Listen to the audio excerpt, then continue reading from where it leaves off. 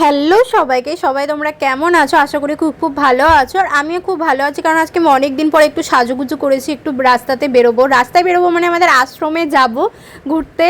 আজকে হলো জন্মাষ্টমীর দিন। আমি তো জন্মাষ্টমীর একটা ভিডিও তোমাদের সঙ্গে শেয়ার করেইছি আগে, যে আমার বাড়ির পুজোর একটা ভিডিও, সম্পূর্ণ ভিডিও ডিটেলসে সব কিছু শেয়ার করিনি, কারণ পুজোর কাজ আমি কিছুই করিনি, মাই সব করেছে। সন্ধেবেলাতে একটু রেডি হয়ে নিয়েছিলাম আমি, মা আর ভাই মিলে, দিয়ে তারপরে যাচ্ছিলাম আশ্রমে। আমার চ্যানেলে আমার আশ্রমে ঘুরতে যাওয়ার ভিডিও হয়তো তোমরা অনেকেই দেখেছো, কিন্তু আজকে জন্মাষ্টমী, গোপালের পুজো হয় ওখানে। তাছাড়া তারপরে আমাদের একটা জায়গায় ইনভিটেশন ছিল আমার এক কাকায়ের বিয়েতে, সেখানে যাওয়ার কথা ছিল, তো সে কারণে একটু রেডি হয়ে একবারে বেরিয়েছিলাম। যদিও তারপরে লাস্টে বিয়েটায় যাইনি, সে কারণে আর ভিডিওতে অ্যাড করিনি।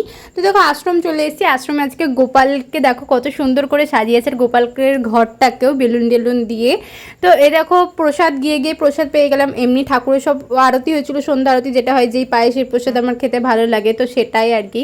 দেন তারপরে প্রসাদ খাওয়ার পরে ঠাকুর প্রণামই করি, একটু বসে ওখানে অনেকক্ষণ না, একটু না অনেকক্ষণই বসে সবার সাথে গল্প করছিলাম, পুজো টুজো দেখছিলাম। তো তারপরে পুজোটা সম্পূর্ণ না হওয়ার আগেই হচ্ছে বাড়ি আসতে হয়েছিল। তো আমার আজকের এই লুকটা তোমাদের কেমন লাগছে আমাকে কমেন্ট করে জানাতে যেন ভুলো না। আর এইদিকে দেখো আশ্রমের বাচ্চাগুলো আজকে কত খুশি, কত সুন্দর, সবাই মিলে বসে বসে কার্টুন দেখছে, মানে শ্রীকৃষ্ণরই কার্টুন চলছিল টিভিতে, সেটাই দেখছিল ওখানে। তো আজকের ভিডিওটা এখানেই শেষ করলাম। সবাই ভালো থেকো, সুস্থ থেকো।